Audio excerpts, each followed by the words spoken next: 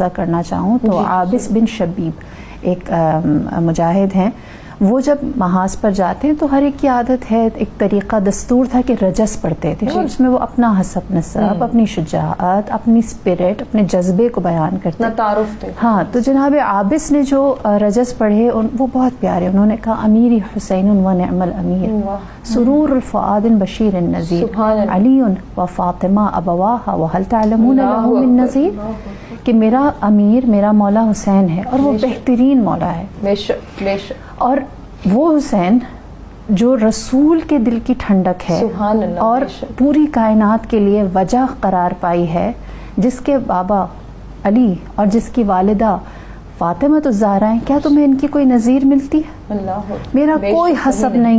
نسب نہیں ہے، میرا کوئی جذبہ نہیں ہے، میرے لیے یہی بات بہت ہے کہ میرا امیر میرا مولا حسین، سبحان اللہ، میرا جو سردار لشکر ہے وہ حسین ہے۔ تو یہ